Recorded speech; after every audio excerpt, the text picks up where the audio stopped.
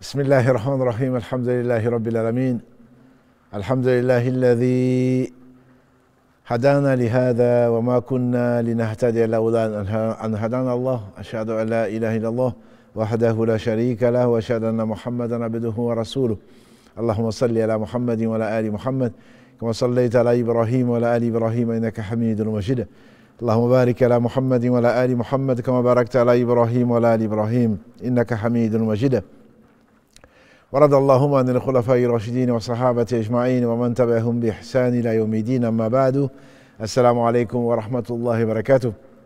Mes sœurs, mes frères, les louanges, les éloges, les remerciements ne sièrent qu'au vivant qui ne meurt pas, Allah, en dehors duquel il n'y a point d'être digne d'adoration, le premier qui n'a pas de début, le dernier qui n'a pas de fin, l'apparent sur toute chose, le dominant, le subtil, le bien informé. Nous le louons, nous revenons vers lui repentant, nous demandons protection contre les conséquences de nos péchés, et lui seul en sait le nombre, contre les tendances de l'âme, et l'âme qui incite au mal, exception faite de celle à qui Allah fait miséricorde. Celui que Allah guide, nul ne saurait l'égarer, celui qui est privé de sa guidée, nul ne saurait lui montrer le droit chemin. J'atteste donc qu'il est le seul digne d'adoration, sagesse pour laquelle il a créé les hommes, les djinns avant. J'atteste de la véracité, de l'exemplarité, de la prophétie de Mohammed ibn Abdillah, qu'Allah bénisse ce prophète, sa famille, ses compagnons, et tous ceux qui les auront suivis dans le droit chemin. Ensuite donc, qu'il nous fasse l'honneur de nous faire partie donc de ces gens qui les aiment, qui aiment les gens qu'il aime et qui nous incitent aux œuvres que lui il aime, subhanahu wa ta'ala. L'important ce n'est pas d'aimer Allah, l'important c'est qu'Allah nous aime. Or Allah n'aime donc ces créatures dont il n'a absolument aucun besoin que par le fait qu'il se rapproche de lui par ce qu'il a ordonné. Or il a ordonné l'excellence en toutes choses et notamment dans les rapports entre époux. Bienvenue donc, célibataires, mariés et divorcés. Bienvenue donc dans ce jardin du paradis. Alhamdulillah, Allah a promis une vie, une béatitude aux gens qui seront mariés au paradis et avec le nombre de houris que Allah subhanahu wa ta'ala a promis, sa promesse est vraie. On se consolera donc du lot, de notre lot dans ce bas monde qui peut être une femme pieuse et c'est la meilleure chose ou le meilleur être, le meilleur don que Allah fait subhanahu wa ta'ala parmi les choses éphémères dans ce bas monde. Ce monde est éphémère, ce qu'il contient, comme l'a dit le prophète sallallahu alayhi wa sallam, et la meilleure des choses éphémères, c'est une femme qui est pieuse. Et alhamdulillah, qu'Allah bénisse nos mères, qu'Allah bénisse nos épouses, nos filles, nos tantes, nos grands-mères, et qu'Allah bénisse les croyantes surtout, qui ont accepté, qui ont cru, et qui ont mis leur énergie, leurs efforts à se respecter, à respecter les sages préceptes de l'islam qui ont amené donc à l'éducation la meilleure qu'Allah nous a donnée, qu'il la mettre en pratique. Qu'Allah bénisse donc nos pères, nos mères qui ont patienté et qui ont fait ce qu'Allah subhanahu wa ta'ala a voulu, qui ont participé donc à notre éducation.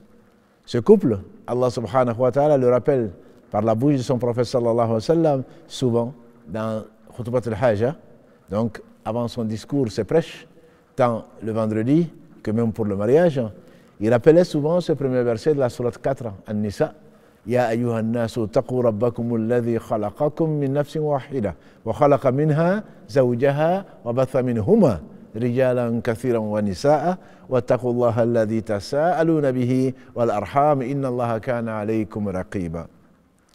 Ô humains, craignez votre Seigneur qui vous a créé d'une seule âme, c'est-à-dire Adam, d'elle son épouse, Hawa, Ève, et du couple a fait sortir beaucoup d'hommes et de femmes. Craignez Allah et respectez le lien de parenté.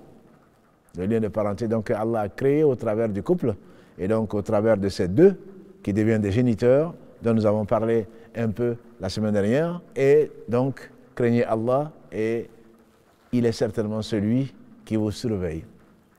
Il disait également souvent alayhi salatu wassalam, et Allah le dit notamment dans la sourate 49, Al-Hujurat, verset 13, pour mettre chacun à sa place, il disait souvent, Allah dit plutôt dans cette sourate, Ya ayyuhan nasu inna khalaqnakum min dhakarin wa untha wa ja'alnakum shu'uban wa qabaila lita'arafu inna akramakum inda Allahi atqakum inna Allaha alimun khabir. Oh vous les humains, encore.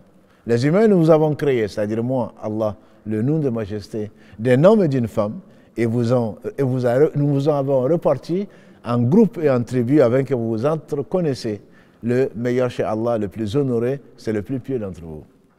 Inna Allah alimun khabir, Allah est parfaitement tout sachant et bien informé. Si Allah a voulu par sagesse faire du couple, il a tout créé en couple, comme il le dit subhanahu wa ta'ala. Il a tout créé en couple. Pas pour un besoin pour lui, mais pour une sagesse et pour une volonté de tester les uns et les autres. Donc Allah a fait sortir du couple, que ce soit des couples animaux ou que ce soit des couples humains ou des djinns. Allah a fait sortir des couples pour tout ce qui peut se reproduire. Il a voulu que ceci passe donc par un couple qui forme la plus petite des sociétés, la plus petite, donc le plus petit élément de société qui doit s'entendre, qui doit s'aimer, qui doit s'entraider pour l'éducation de leur progéniture. Si Allah avait voulu, on serait tous des anges.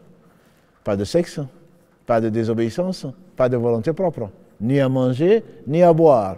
Donc pas d'effort à aller chercher ceci, ils n'adorent que Allah subhanahu wa ta'ala.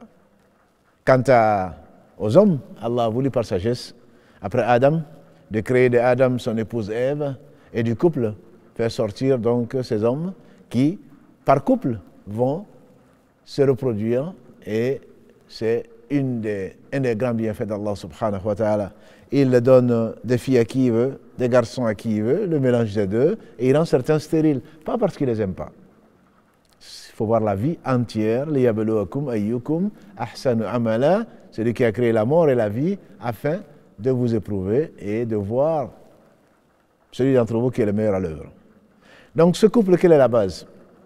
La base, il faut le voir, c'est un bienfait d'Allah subhanahu wa ta'ala. Allah dit dans la sourate Ar-Rum, 30 verset 21, وَمِنْ آيَاتِهِ أَنْ خَلَقَ لَكُمْ مِنْ أَنفُسِكُمْ أَزْوَاجًا لِتَسْكُنُوا إِلَيْهَا وَجَعَلَ بَيْنَكُمْ مَوَدَّةً وَرَحْمَةً إِنَّ فِي ذَلِكَ لَآيَةً لِقَوْمٍ يَتَفَكَّرُونَ.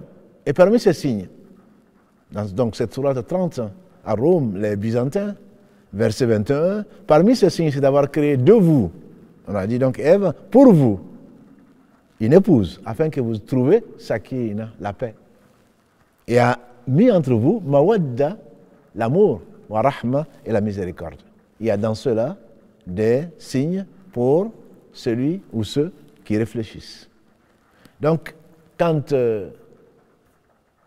l'homme se marie, quand la femme se marie, on projette une vie commune avec un respect, avec l'amour, avec la compassion, avec la générosité, avec l'entraide, jusqu'au bout de la vie commune, que l'on espère être à la mort de l'un et de l'autre, ou l'un ou de l'autre. Et donc, c'est un idéal. C'est un idéal, et cet idéal est basé sur le respect des devoirs que l'on a vis-à-vis de l'autre. Souvent, nous parlons, surtout dans ce pays, de droits. Notamment, il n'y a pas de hasard. Aujourd'hui, on parle du 8 mars, le jour de l'égalité de l'homme et de la femme. Je rappelle à nos sœurs, en particulier, qui sont si sensibles à cela, que l'islam a reconnu une égalité d'un point de vue intrinsèque, en disant, avec le message divin, que la femme avait une âme, quand d'autres se posaient la question si elle en avait. L'islam a interdit d'hériter des femmes, comme le faisaient les polythéistes ignorants, à la venue du prophète sallam. L'islam a interdit d'enterrer les filles vivantes, comme le faisaient les ignorants. Et donc, l'islam a apporté, comme le dirait Marcel Boissard, a donné à la femme des droits tels qu'on ne peut dépasser cela qu'en théorie. Et Allah nous rappelle que l'homme n'est pas supérieur à la femme, que la femme n'est pas supérieure à l'homme si ce n'est par la piété que lui seul sait. Il y a des hommes en enfer déjà, matin, midi et soir, ou matin et soir, on leur montre l'enfer dans leur tombeau. Je pense à Pharaon. Son épouse, c'est l'une des meilleures femmes que la terre a portées. Je pense à Assia, qu'Allah la bénisse. L'inverse, bien sûr.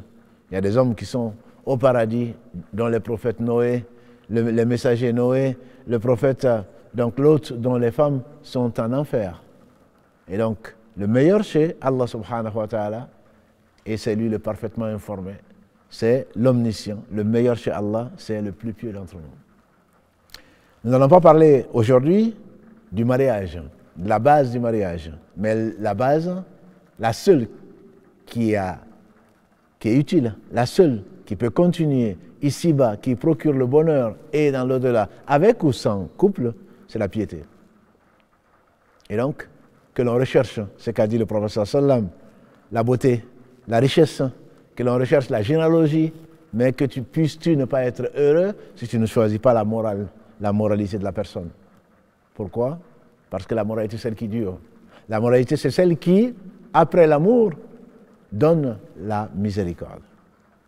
Les savants disent dans ce verset 21 de la sourate 30, وَجَعَلَ بَيْنَكُمْ مَوَدَّةً وَرَحْمَةً. Mawadda, tu n'as pas tellement le choix. C'est l'amour, parfois aveugle, parfois fou. Quelque chose que tu ne maîtrises pas et que tu fais perdre tous tes moyens. Tu es prêt à donner à celle de qui tu es amoureuse, à celui de qui tu es amoureux, tu es prêt à lui donner tout, y compris à des prix, je veux dire, incalculables. Qui t'a abandonné ce bas monde, qui t'a abandonné les parents, qui t'a abandonné tous les amis, tous les conseils, ne rentre pas dans l'oreille, ou alors ça rentre dans une oreille, ça sort de l'autre. On peut essayer de te conseiller, mais ça ne marche pas parce que l'amour est cette chose qui te possède et que tu ne possèdes pas. Mais Allah dit, le couple peut se former à partir de là.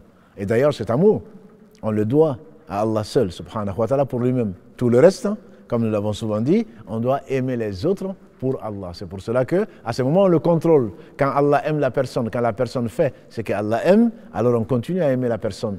Mais quand l'amour vient s'interposer entre ce que Allah aime et ce que la personne aime, c'est la raison pour laquelle Allah a permis le divorce, la séparation, bil ma'rouf, de la meilleure façon. Parce que tout compagnonnage, disait Ibn Qayyim, qu'Allah lui fasse miséricorde, est destiné à amener le groupe, qui soit aussi petit que deux du couple, comme beaucoup plus grand la communauté. Tout compagnonnage, toute compagnie qui ne sert pas à élever le groupe vers l'amour d'Allah subhanahu wa ta'ala est vain, est faux, est factice. Donc le compagnon que l'on doit choisir, la compagne que l'on doit choisir, surtout quand c'est pour un projet aussi immense, aussi important, que Allah appelle, subhanahu wa ta'ala, mithaqan ghalidha. Mithaqan ghalidha, comme il est dit dans la sourate 4. Comment est-ce que tu vas reprendre cette dot qu'Allah lui a donnée après avoir scellé avec elle cet engagement considérable, énorme? La base du couple dans l'islam, c'est l'amour, c'est la compassion, c'est le respect. Tout ceci est basé sur quoi? Sur la fraternité dans l'islam. Allah dit subhanahu wa ta'ala dans la sourate des bons comportements, comme on l'appelle, sourate Al-Hujurat 49, verset 10, Innamal mu'minuna ikhwa. Les musulmans, Innamal mu'minun, les croyants ne sont autres que des frères. Ce sont des frères et sœurs. Et ce hadith, très connu, très beau, très concis, que disait le prophète sallam, La yu'minu ahadukum hatta yuhibba li akhihi ma yuhibbu li nafsi. Aucun d'entre vous ne sera véritablement croyant, n'atteindra vraiment la foi qui va le sauver, qui va lui rendre le bonheur ici-bas et le sauver dans l'au-delà, jusqu'à ce qu'il aime pour son frère, ce qu'il aime pour lui-même. Donc ce qu'il aime pour sa sœur, qui est son épouse, ce qu'il aime pour son frère, qui est son époux, ce qu'il aime pour lui-même. Et Inna Allah kana alaykum raqiba, Allah est parfaitement au courant de ce que vous faites et il vous surveille. On parle souvent de droits, mes droits, quand les sœurs veulent se marier, les frères aussi parfois, ils vont acheter des livres, ils vont poser des questions, quels sont mes droits? Je dirais plutôt, quand on connaît Allah, on dit plutôt quels sont mes devoirs. Parce qu'Allah ne va pas te demander quels sont tes droits. C'est Allah qui te les a donnés. Par contre, il va te demander quels sont tes devoirs, est-ce que tu les as remplis. Kullukum ra', a dit le prophète sallallahu alayhi wa sallam. Chacun d'entre vous est responsable, est berger, est pasteur. Et chacun sera interrogé sur sa responsabilité. Le prophète, alayhi salatu salam, pour les révoltés, les rebelles, comme il y en a encore parmi les jeunes et d'autres, égarés, qui combattent les gouvernements pour un oui, pour un non, parce qu'ils se considèrent comme meilleurs qu'eux et ils les considèrent comme injustes, et ils le sont souvent. Mais ils les combattent, et en les traitant de quoi? En les traitant presque de non-musulmans, même de non-musulmans. Ils se donnent des droits, ils ont une religion qui n'est pas la nôtre. Et ils sont venus, du temps du prophète sallallahu alayhi wa sallam, on lui a posé la question. Et s'ils sont injustes? Il a dit, donnez-leur leurs droits et demandez à Allah vos droits. Donnez leurs droits, le supérieur hiérarchique, le collègue, à tout un chacun. Donne-lui son droit et Allah va te donner ton droit. Tu seras heureux. Tu seras heureux, disait Ibn Qayyim, le jour où tu verras les gens qui t'ont pris ton droit, tu es en train de ramasser, de puiser, de choisir parmi leurs bonnes œuvres. S'ils en ont une. Parce qu'Allah a accepté quand même certaines de leurs œuvres qui vont passer chez les gens qui ont été maltraités. Donc ne t'en fais pas, ma soeur. Ne t'en fais pas, mon frère. Dans les couples, et les problèmes de couple nous occupent énormément. Des gens qui viennent se plaindre de leurs époux, des gens qui viennent se plaindre de leurs épouses, de leur foyer. Et tout ceci, la raison est quoi? C'est que la base est fausse. La base est complètement fausse et n'est pas solide. C'est pour cela qu'avant toute chose, comme on le fait dire à quelqu'un de mieux que moi, un sage parmi les pieux, accorde la main de ta fille à quelqu'un de pieux. S'il l'aime, il va la combler. Et s'il ne l'aime pas, il ne va pas être injuste. S'il l'aime, il va la combler. S'il ne l'aime pas, il va la respecter. Il va la choyer. Pourquoi? Pour Allah subhanahu wa ta'ala, pour ne pas venir devant Allah honteux avec les péchés venant donc de ces injustices. Toute injustice est péché. Et que Allah subhanahu wa ta'ala fasse miséricorde à nos pères, à nos mères, à nos beaux-pères qui nous ont fait confiance, qui nous ont accordé la main de celles qu'ils ont peut-être aimé le plus. Une famille qui élève un enfant, un époux, une future épouse, pendant combien d'années? En lui donnant le meilleur, ce qu'on pense en tout cas être le meilleur. Et toi, tu en hérites à 25 ans, à 30 ans, et voilà que tu lui demandes d'abandonner ses parents, tu lui demandes d'abandonner son éducation, tu lui demandes d'abandonner sa mère en particulier. Tu deviens la coépouse de la belle-mère. Alors très certainement, c'est un manque d'intelligence, c'est un manque de réflexion. Et c'est aussi vrai pour cet homme qui vient demander la main de celle qu'on a aimée, qu'on a choyée, et ensuite tu la maltraites. Le prophète alayhi salatu salam nous a mis en garde, et c'était le meilleur des maris. Jamais, jamais le prophète sallam n'a levé la main ni sur un esclave, ni sur une femme. Jamais. C'est notre mère Aïcha qui le disait. Et même dans son pèlerinage d'adieu, le seul qu'il a fait, en l'année 9 de l'Hégire, même dans son pèlerinage, il a dit, alayhi salatu salam, ce qui a été rapporté par l'imam Muslim, car il fasse miséricorde, Staou bin Nisa khayra. Je vous enjoins de bien traiter vos épouses. Je vous enjoins. Ustawsu bin Nisa khayra. Et Allah subhanahu wa ta'ala nous dit toujours de les traiter bil ma'rouf, de la meilleure des façons. Wa ashiruhunna bil ma'rouf. Et vivez avec elles de la meilleure des façons, bil ma'rouf. Et le prophète sallallahu alayhi wa sallam nous a dit, et ça c'est l'éthique du musulman, qu'aucun d'entre vous ne haït son épouse. S'il voit en elle ce qui ne lui plaît pas, Satan est là pour cela, pour lui montrer, alors qu'il pense à ses qualités. Il y a de quoi compenser ce qui ne va pas.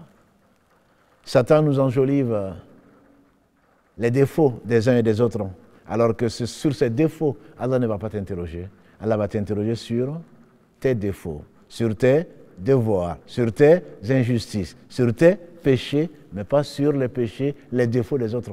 On fait dire à Jésus, alayhi salam, vois la poutre qui est dans ton œil, plutôt que de voir la paille qui est dans l'œil de ton voisin. Et moi je dirais, plutôt que de voir la paille qui est dans l'œil de ton mari ou l'œil de ton épouse.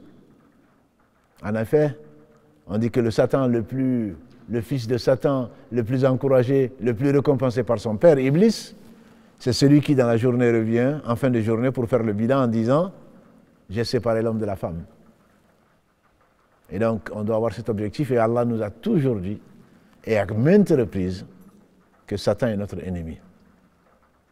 Inna shaytana lakum adu, fattakhidhuhu aduwa. Satan est votre ennemi et traitez-le comme tel. Quand tu sais que tu as un ennemi, tu vas certainement te protéger. Quand tu sais que tu as un ennemi, tu vas certainement te méfier. Quand tu sais que tu as un ennemi, tu ne vas pas baisser la garde. Et Satan passe son temps à essayer de s'aimer la zizanie entre les époux. Et c'est ce qui, malheureusement, remplit les familles, hormis exception faite de ce qu'Allah subhanahu wa ta'ala a préservé. Et il a préservé les pieux qui se rappellent, comme Omar ibn Khattab, Kalalagré. Un jour meilleur qu'aujourd'hui, quelqu'un est venu alors qu'Allah lui avait mis à la charge, lui a confié la charge de l'État musulman de l'époque pendant 10 ans. Et nous attestons qu'il a été un imam juste. Il était venu pour demander audience, cet homme, à Omar ibn Khattab. La porte étant fermée, il a attendu qu'Omar en sorte. Et Omar ibn Khattab, Kalalagré, avant de sortir, l'homme qui était en train de l'attendre entend que sa femme était en train de le sermonner. En train de le sermonner. Et l'homme, il est parti. Quand Omar a ouvert la porte pour le recevoir, il l'a vu partir. Il a appelé, il dit, pourquoi tu n'es pas assez patient, pourquoi tu ne m'as pas attendu? Il dit, parce que j'étais venu me plaindre de mon épouse et j'ai entendu ce que j'ai entendu, que ton épouse, de la réaction de ton épouse qui te sermonnait et qui levait la voix sur toi. Omar dit, elle a bien raison. Elle me prépare à manger, elle préserve mon honneur, elle se donne à moi, elle lave mes habits et c'est pas pour longtemps. Ce n'est pas pour longtemps. Ce n'est pas pour longtemps ne veut pas dire qu'il veut divorcer avec elle. Cela veut dire que la vie est courte. La vie est courte. Ce que tu ne supportes pas aujourd'hui, c'est pour peu de temps. Et surtout, la plainte de l'un comme de l'autre nous paraît être déplacée, surtout qu'elles sont parfois très nombreuses. Les reproches, ça on sait les faire. Les compliments, très peu. Mais les reproches peuvent être fausses.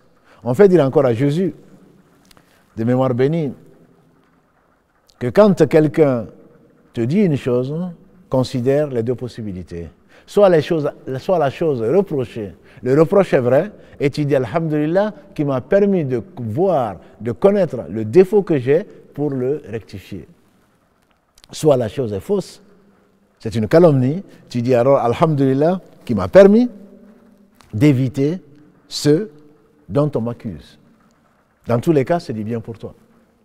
Tu remercieras Allah dans les deux cas, et c'est peut-être un appel au secours. C'est le ressenti. Et effectivement, Allah a créé, subhanahu wa ta'ala, tout en couple, et l'homme n'est pas comme la femme, comme il le dit à la mère de Marie, quand elle dit qu'elle a mis au monde une fille. La fille n'est certainement pas comme le garçon. Physiologiquement, c'est pas pareil. Même si intrinsèquement, il y a une égalité de traitement, physiologiquement, ce n'est pas pareil. L'homme n'est pas comme la femme. Alors c'est à l'homme de connaître la psychologie entre guillemets féminine, même si ceci est extrêmement compliqué, et à la femme de connaître la psychologie masculine pour pouvoir vivre ensemble. On dit au pays, et vous le savez très bien, que deux marmites de même taille ou deux choses de même taille ne peuvent pas se couvrir.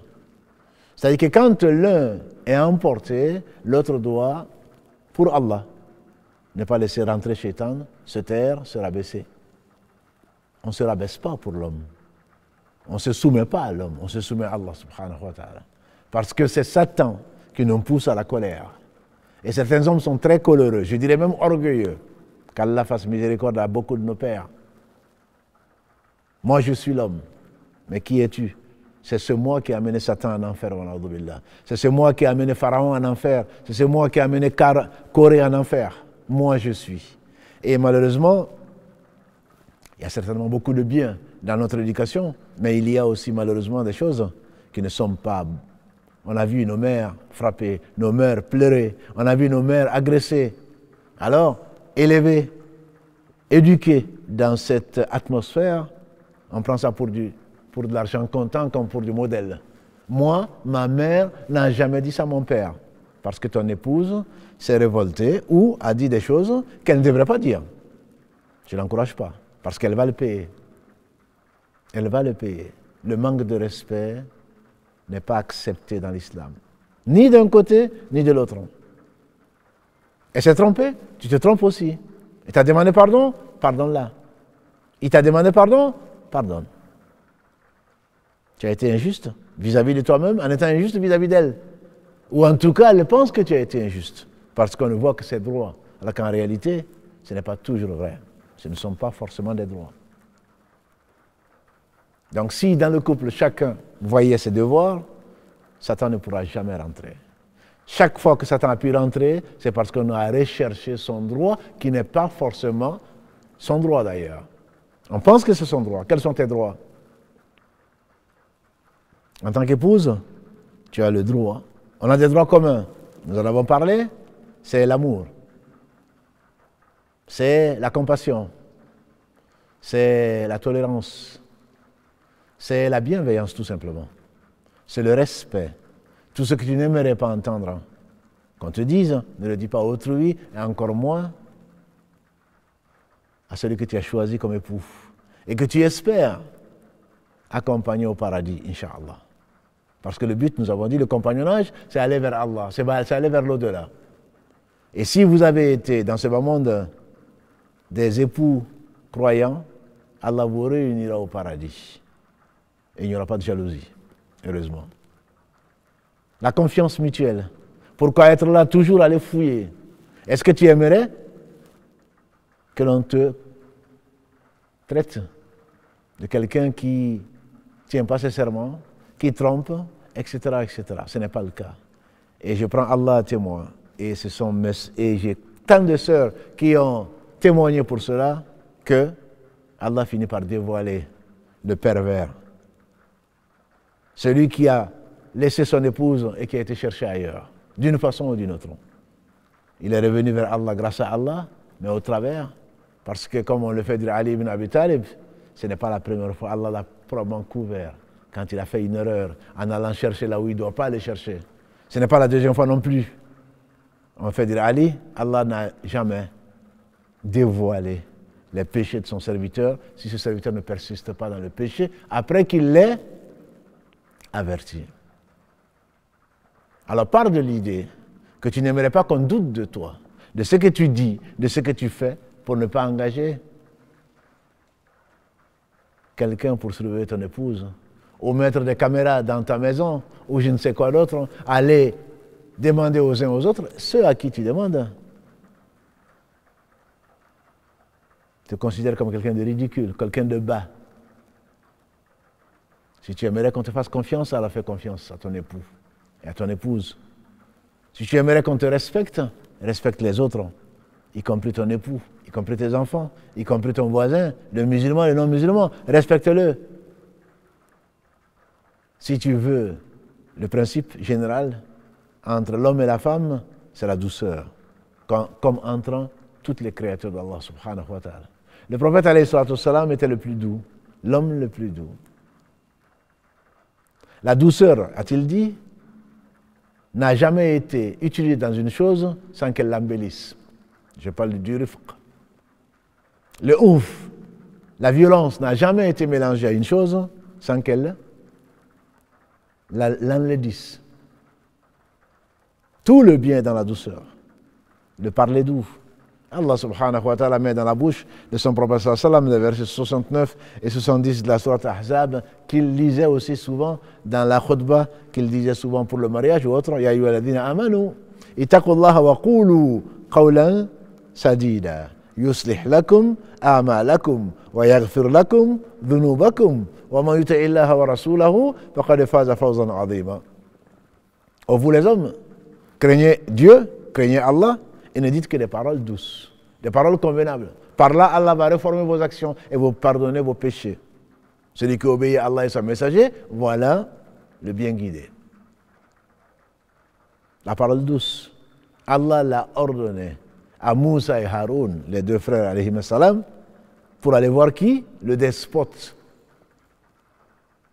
le plus grand peut-être que la terre a porté, parmi les hommes, je parle de Pharaon. Dites-lui, tous les deux, une parole layina, une parole douce. Peut-être qu'il va se rappeler ou il va craindre Allah. Avec la parole douce, on obtient beaucoup de choses. Mais quand on se prend pour ce qu'on n'est pas, très certainement, on n'a que ce qu'on mérite. Et Allah est miséricordieux. Si nos foyers sont ce qu'ils sont, on a pris comme référence nos mères, on a pris comme référence nos pères. Ni nos pères, ni nos mères, car leur fasse miséricorde, ne sont des références. Ce sont des hommes. La référence en toute matière, c'est Allah, c'est son messager, alayhi salatu salam, qui était pétri d'un caractère magnanime, éminent, khuluqun azim. Et Allah nous a laissé le comportement à avoir même avec un chat. Et ne parlons pas de son épouse ou de ses épouses. Ma mère n'aurait jamais fait ça, mon père faisait ça, ne sont pas des références. Que faisait le messager d'Allah sallallahu alayhi wa sallam? Qu'est-ce qu'il a interdit, qu'est-ce qu'il a permis? Il ne parlait pas de lui-même, alayhi salatu salam. Nous avons dit donc les devoirs communs. Je n'aime pas tellement parler de droit. Les devoirs communs sont ceux de l'assistance. Les devoirs communs sont ceux de l'amour, de la confiance, de la tendresse, de la bienveillance tout simplement, du respect. Et si ceci manque dans un couple, on a beau faire la prière, on a beau jeûner, on a beau lui offrir ce que l'on veut, cela ne marche pas. À l'homme, Allah a imposé, ce qu'il lui a imposé, entre autres, de subvenir à tous les besoins de sa famille, de son épouse. La famille, bien entendu, passe par plusieurs étapes, dont le couple isolé, ensuite le couple avec des enfants, et ce n'est pas la période la plus facile, et ensuite le couple d'un certain âge où les enfants sont partis, où ils deviennent grands-pères. Ces trois périodes, si on peut les diviser ainsi, ont chacune leurs caractéristiques. Toujours est-il que l'homme, Allah lui a donné une force physique et intellectuelle qui lui permet de sortir, d'aller chercher de quoi manger et de quoi donner à sa famille et la femme, ses enfants, leurs droits sur le mari, entre autres, à part les droits communs, les droits spécifiques, c'est de subvenir à tous leurs besoins matériels autant que faire se peut. Aujourd'hui, avec la civilisation dite moderne, et ça arrange peut-être beaucoup d'hommes, on se permet de demander à la femme ce qu'elle possède. On la pousse même dehors à aller travailler, on l'oblige, je ne dis pas qu'une femme ne peut pas travailler, mais on l'oblige à aller travailler, et quand elle travaille, ou même quand elle ne travaille pas, il faut qu'elle participe. Ceci n'est pas de ton droit. Son devoir, c'est de vivre tout ce qu'elle peut. Si toi tu es habillé, elle doit être habillée. Si tu manges, elle doit être rassasiée. Si tu bois, elle doit également avoir de quoi manger. Elle doit avoir un toit. Elle doit avoir comme tu le souhaites pour toi-même, voire mieux encore, parce que les femmes, on le sait, sont particulièrement soignées, aiment particulièrement tout ce qui peut embellir, beaucoup moins que les hommes, qui sont plutôt assez bruts, tant dans le comportement malheureusement, que dans les envies qui sont relativement limitées. Ça, c'est pas moi qui le dis, c'est Allah qui l'a voulu. Et par conséquent, on se doit. Rappelle-toi, mon frère, Le prophète sallallahu alayhi wa sallam, qu'est-ce qu'il a dit? Khayrukum, khayrukum li ahli. Wa ana khayrukum, wa ana khayrukum li ahli. Le prophète alayhi wa sallam a dit, et ça nos sœurs le connaissent par cœur, c'est hadith. Le meilleur d'entre vous, c'est le meilleur avec sa famille. Et même parfois, on va jusqu'à réduire la famille à l'épouse. C'est vrai, à un certain stade. Au début du mariage, en tout cas, il n'y a que l'épouse. Le meilleur d'entre vous, c'est le meilleur avec son épouse. C'est le meilleur avec sa famille. Et moi, je suis, a-t-il dit, alayhi salatu wassalam, et je n'en doute pas, le meilleur avec ma famille, a-t-il dit. C'est le meilleur d'entre nous, c'est le meilleur avec sa famille. Donc, si tu veux remplir tes devoirs, demain, Allah va te poser la question. Est-ce que tu as rempli ton devoir vis-à-vis de ta famille? Est-ce que ta famille a manqué de quoi que ce soit? Les biens de l'épouse, elle peut les dépenser là où elle veut, dans le permis, elle sera interrogée dessus. Quant à toi, tu dois accepter sa contribution, mais tu ne dois pas l'obliger. Elle peut même ne pas contribuer, et ceci n'est pas de ton droit. Contrairement à ce que l'on entend souvent, tu travailles, je travaille, tu payes l'électricité, moi je paye le loyer, et c'est pas... À partir du moment, mon frère, où tu ne remplis pas ton devoir vis-à-vis de ton épouse, tu seras empêché, tu seras donc interrogé sur cela. Et c'est, entre autres, l'une des sources de conflits les plus fréquentes parmi les intellectuels ou parmi ceux qui vivent en Occident en tout cas. Quant à toi qui ne vis pas en Occident, mon frère, et qui a tendance à envoyer les femmes au marché, et qui a tendance à ne pas travailler ou à vivre sur leur dos, et à venir manger, tu ne sais même pas d'où ça vient, c'est normal. Hein? Elle se débrouille, elle fait du commerce, donc c'est normal qu'elle me nourrisse. Non, tu es en train de vivre de mendicité. Tu es en train de donner à tes enfants le mauvais exemple, et tu n'en as pas le droit. Et tu es en train de profiter du travail de ton épouse. Ça, ce n'est pas son devoir vis-à-vis de toi. Elle ne doit, le travail qu'elle fait, et que toi tu ne peux pas faire, qui est le fait de mettre au monde les enfants, le fait de les soigner, le fait de les éduquer, quand toi tu n'es pas là, c'est un travail qui n'a pas de prix. C'est pour cela qu'Allah lui a donné ce qu'il ne t'a pas donné, et vice-versa. Ce n'est pas pour l'inverse. Et ceux qui envoient en Europe ou ailleurs leurs épouses en train de faire du ménage à 4 h du matin, alors qu'ils dorment jusqu'à midi, ou je ne sais quoi d'autre, et ils vivent de cela, c'est pas beau. C'est vraiment pas beau. Et ensuite, ce sont les mêmes que l'on voit en train de dire « Moi je suis le mari, moi je suis l'homme ». Le mari, c'est celui qui a une dignité, une fierté, qui est fier de ramener du halal, de ramener ce que Allah subhanahu wa ta'ala a béni, même si c'est peu, qui ne tend pas la main. Celui-là, quand il revient, le peu qu'il a, Allah le bénit. Quant à celui qui passe son temps à se convaincre qu'il est le mari et à menacer le divorce à tout bout de champ, ce n'est pas celui-là, le mari, l'époux, selon l'éthique du musulman.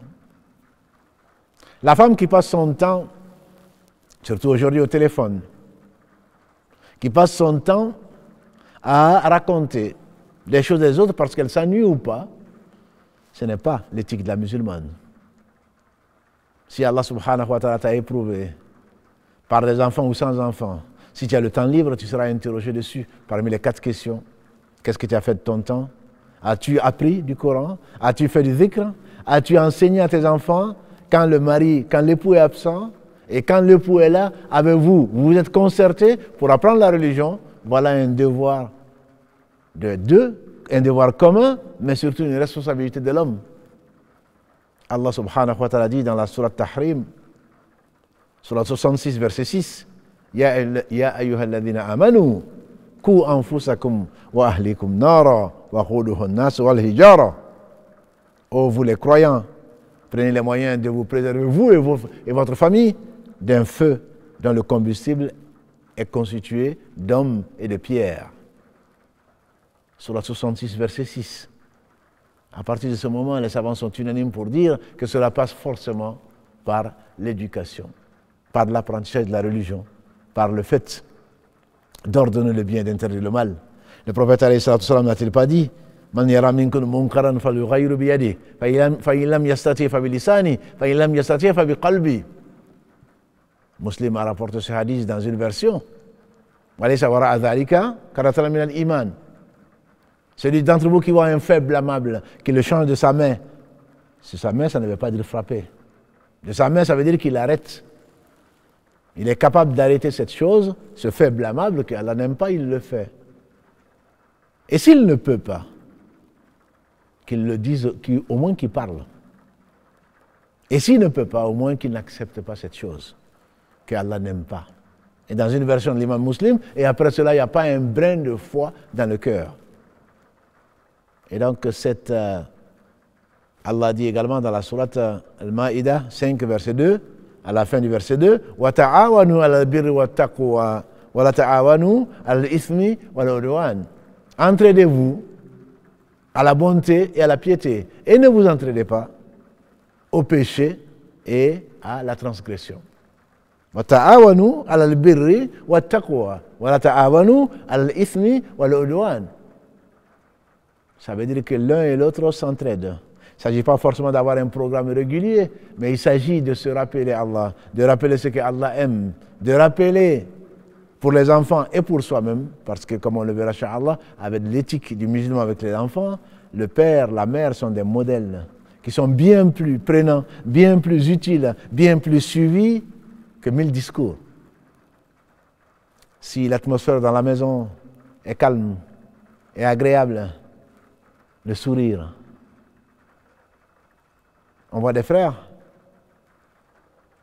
à l'extérieur, masha'Allah, les plus souriants des hommes. On ne peut pas imaginer que ce sont des monstres à la maison.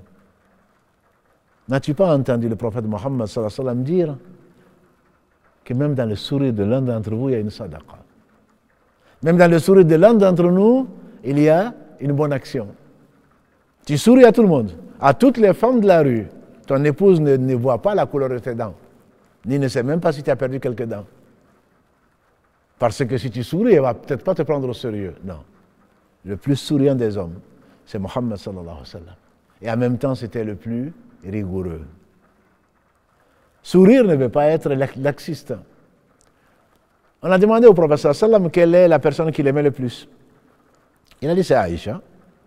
Et parmi les hommes, il a dit c'est Abu Bakr, qu'Allah a agréé tous les deux, et tous les compagnons du prophète sallallahu alayhi wa sallam. Un jour meilleur qu'aujourd'hui, la femme qu'il aimait le plus s'est moquée quelque part de sa coépouse, de sa fille, en montrant, il me suffit de dire de sa fille que tu sembles aimer ça. Et les savants disent, c'est-à-dire en montrant qu'elle n'était pas très grande. Le prophète sallallahu alayhi wa sallam, c'est pas parce qu'il aimait cette femme, Aïcha, qu'Allah lui a fait aimer, et qui est une femme pieuse, et qui était meilleure que beaucoup de femmes. Allah a choisi les meilleurs pour accompagner le meilleur des hommes, dont le meilleur d'entre eux qui est Mohammed sallallahu alayhi wa sallam. Le prophète sallallahu alayhi wa sallam s'est mis en colère. Il a dit à Aïcha, la parole que tu viens de prononcer, si elle était mélangée à l'eau de la mer, elle en changera tant le goût que la couleur. Donc il faut être intransigeant avec bien sûr la douceur, mais tout en restant intransigeant.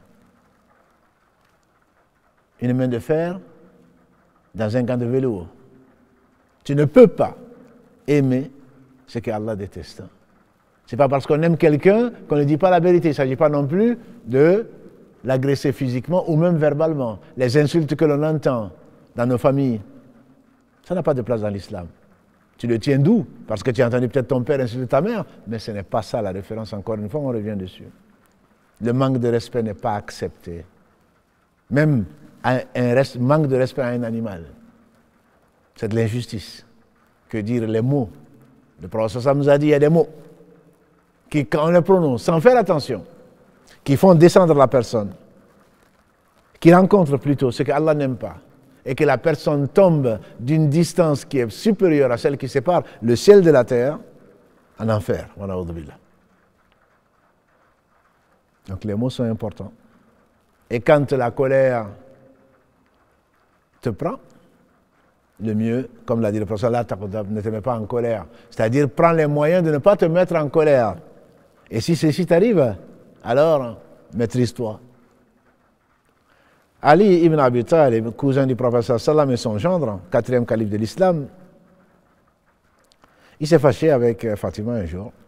Et Allah a voulu que le père de Fatima, Mohammed, sallallahu alayhi wa sallam, a été voir Fatima où est Ali. Comme si Allah subhanahu wa ta'ala avait voulu nous l'enseigner. Où est Ali? Il dit, je me suis fâché avec lui, il est sorti. Le prophète alayhi wa sallam a cherché quelqu'un, a désigné quelqu'un pour aller trouver Ali. On est venu dire, il est à la mosquée. Et il est parti. Il a trouvé, couché dans la mosquée, une partie de son habit était découverte de telle façon que la poussière touchait son dos. Qu'est-ce qu'il a fait, alayhi salam, avec sa main bénie et douce? Il lui a enlevé la poussière. Il a dit, Ya Abu Turab, oh le père de la poussière. Ya Abu Turab, oh le père de la poussière, c'est comme ça qu'il l'a appelé. Il ne lui a pas fait de reproche. Il n'a pas invectivé comme on le ferait nous. Les beaux-parents sont appelés pourquoi? C'est pour réconcilier. فَأَصْلِحُوا بَيْنَ أَخَوَيْكُمْ وَاتَّقُوا اللَّهَ. Réconcilier les deux frères, deux de vos frères. L'époux et l'épouse sont des frères. Mais quand on va chercher ses frères pour venir régler le cas du beau-frère ou de l'époux, quand on va, parce qu'on veut, quand on va appeler sa famille pour venir prendre les meubles, tout ceci pourquoi? Le divorce, quand ça arrive, il faut qu'il y ait des raisons. Ce n'est pas des disputes. Le prophète, le meilleur des hommes, qui avait les meilleures des femmes de son époque, qu'Allah lui a choisi. Le prophète, il s'est séparé de ses femmes pendant 29 jours. Pendant 29 jours. Ça, c'est le prophète, sallallahu alayhi wa sallam. Il disait à sa femme, Aïcha, qu'on a vu, qu'il aimait le plus, je sais quand tu es fâché contre moi. Et quand tu es content de moi. C'est qu'il est attentif. Et ça, beaucoup d'hommes. Et moi, le premier, je l'avoue, nous ne sommes pas assez attentifs. Elle boude, mais elle va s'arranger. Quand ça va lui passer, si elle boude, peut-être qu'elle a des raisons. Elle est triste. Eh bien, écoute, je ne sais pas pourquoi, on verra. Moi, je sors, je vais faire un tour. Quand je reviendrai, ça lui passera. On n'est pas assez attentif. La femme est particulièrement sensible. C'est Allah qui a voulu. Il y a des sauts d'humeur à cause des hormones, entre autres. Je dis donc, le divorce, ce n'est pas pour des broutilles. Le prophète aurait divorcé. Omar est venu, j'ai appris. Il y a Rasulallah qui t'a divorcé avec tes femmes. Il dit non, je n'ai pas divorcé. Même si le hadith, que beaucoup d'entre nous disent que le divorce est la pire des choses permises, est un hadith qui est faible, qu'il ne faut pas utiliser, le divorce est énorme. Allah subhanahu wa ta'ala nous décrit les processus pour arriver au divorce. C'est la désobéissance à Allah, en désobéissant à l'époux, en ayant pris les différents moyens pour la réconciliation, avec l'exhortation, avec la mise en garde, avec la conciliation avec des membres de chacune des deux familles pour trancher. Et le divorce, c'est parce qu'il y a désobéissance à Allah et que c'est devenu irréconciliable. On a dit encore au début, la compagnie est faite pour arriver à Allah. Si elle tient absolument à ce que tu achètes une maison à crédit, ou il tient absolument à ce que tu te dévoiles pour aller travailler, il tient absolument à faire ce que Allah a interdit avec toi, et qu'il est mis en garde, et malgré cela il ne veut pas, alors certainement tu choisis Allah et tu abandonnes ton époux. Ou tu abandonnes ton épouse après avoir tout essayé. Et relis le verset 34 de la sourate An-Nisa, la sourate 4 ans. C'est le dernier moyen, et c'est un moyen qui vient du sage. Allah subhanahu wa ta'ala. Ceux qui ont voulu inventer et interdire le divorce, ils ont été obligés de l'admettre dans leur religion. Parce que l'homme a été créé comme ça, c'est Allah subhanahu wa ta'ala qui lui a donné cela. Et comme le disait Omar, ce n'est pas pour longtemps. Comment tu vas maltraiter une personne, comme je le dis souvent, qui s'est donnée à toi, qui ne t'a rien caché de sa personne. Elles ne sont pas parfaites, certainement. Nous non plus, on n'est pas parfaits. On ne mérite que ce qu'on a, et encore. Et encore, Allah est miséricordieux avec nous. La douceur, la miséricorde. Comme Allah dit, parmi ces signes, c'est d'avoir créé de vous pour vous une épouse afin que vous trouviez la sakina, la paix. L'objectif, c'est la paix. L'objectif, ce n'est pas qu'est-ce que je vais encore trouver à la maison, ma soeur. Passe toute la journée à fomenter des complots pour que quand il viendra, je vais lui dire ça, je vais lui faire ça. Non. Ne crains-tu pas Allah? Tu veux Allah, c'est tout. Allah est juste. Mon frère, tu cherches des histoires parce que tu veux sortir, parce que tu veux cacher ton mauvais comportement à l'intérieur comme à l'extérieur. Tu lui cherches des histoires là que tu sais, Allah t'a fait savoir que tu as tort. Au lieu de reconnaître ton tort et de pardonner, comme Allah aime le pardon. Rarement, nous demandons l'avis de nos épouses. Or, si on fait un tout, c'est un couple. Le prophète alayhi salatu salam demandait l'avis de ses compagnons, dont ses épouses. On se rappelle très bien de cet épisode, et qu'Allah bénisse les compagnons du prophète sallam, quand à Hudaybiyah, il a ordonné le prophète sallam aux compagnons de se raser, parce qu'Allah a voulu qu'il signe le traité de Hudaybiyah en 4 points. Les compagnons étaient tristes. Ils ont tardé à obéir au prophète Mohammed sallam. Il est rentré sous la tente. Il a dit, ô Salama, ton peuple va être détruit. Ils ont désobéi au prophète sallam, au prophète d'Allah. Et il lui a dit, Ya Rasulallah, vois-tu, si tu sortais, tu appelais ton barbier et il te rasait, peut-être que ça leur donnerait l'exemple. Et il est sorti, il a appelé son barbier, il n'a pas fini de couper ses cheveux, que les compagnons sont mis les uns avec les autres, pour se couper les uns les cheveux. Allah fait sortir la vérité de là où il veut, la bouche d'un enfant comme d'une épouse. Ce proverbe, qui est chinois, paraît-il, demande, et qu'on attribue à des Arabes, par racisme ou je ne sais par quoi, demande à ton épouse de faire le contraire. Ça n'a pas de sens. Une épouse peut être meilleure qu'un époux. Et que nos épouses nous pardonnent. Parce qu'Allah aime le pardon. On entend des épouses, jamais de la vie, je ne vais lui pardonner. Est-ce que tu n'aimes pas qu'Allah te pardonne? Il y a des hommes qui sont injustes, mais il y a des femmes injustes aussi. Il y a des hommes qui sont ingrats, mais il y a des femmes aussi. C'est l'une des raisons principales qui amènent les gens en enfer, notamment les femmes, comme l'a dit le professeur sallam. On peut faire tout ce que tu souhaites, ma soeur. Mais il suffit que tu manques de ceci, cela. Jamais tu ne m'as fait ceci. Allah n'aime pas. Je n'ai jamais vu du bien de toi. Allah n'aime pas les injustes. Allah n'aime pas les ingrats. Et donc, c'est cette compassion, c'est cette miséricorde, c'est cet amour qui doit accompagner cette très courte vie, qui est ce monde d'ici-bas, avant de se retrouver devant le Seigneur des mondes, le juste. Avant que Allah subhanahu wa ta'ala nous pardonne dans sa miséricorde infinie et qu'on se retrouve après au paradis, Inch'Allah. Parce qu'ici, on s'est choisi dans ce bas monde. Espérons qu'Allah va nous réunir après nous avoir pardonné dans l'au-delà.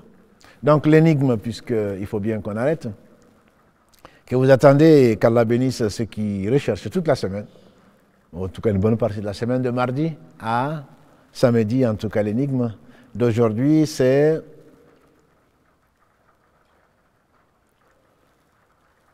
accompagnant le prophète, nous sommes évocateurs. Faisant partie de l'armée du prophète, nous sommes simples soldats ou informateurs. Dans l'armée d'Allah, nous pouvons être un détachement. Qui sommes-nous? Accompagnant le prophète d'Allah, nous sommes des évocateurs. Accompagnant un autre prophète, je dirais, nous sommes dans l'armée comme informateurs. Et dans l'armée d'Allah, nous pouvons constituer un détachement. Qui sommes-nous? Voilà donc l'énigme d'aujourd'hui. Qu'Allah subhanahu wa ta'ala soude cette communauté de croyants, qu'Allah nous embellisse la foi dans le cœur, qu'Allah fasse que nos époux et nos épouses soient les prunelles de nos yeux et nous assiste dans son adoration et que son amour soit au-dessus de tout amour, que Allah nous fasse aimer les gens qu'il aime, dont nos épouses et nos époux, et qu'Allah subhanahu wa ta'ala nous préserve contre les tentations de Satan qui veut nous les en éloigner, qui veut nous séparer, et qu'Allah subhanahu wa ta'ala raffermisse la foi dans nos cœurs, qu'Allah bénisse le meilleur des hommes, Mohammed, celui par qui Allah a ouvert nos yeux, celui par qui Allah nous a fait connaître le vrai bonheur dans ce bas monde avant l'au-delà, qu'Allah bénisse ses compagnons et tous ceux qui les auront suivis dans le droit chemin. Subhanakallahumma bihamdika, ashhadu an la ilaha illa anta, astaghfiruka wa atubu ilayk. Subhana rabbika rabbil izzati amma yasifun, wa salamun ala al-mursalin, walhamdulillahi rabbil alamin. Wassalamu alaykum wa rahmatullahi wa barakatuh.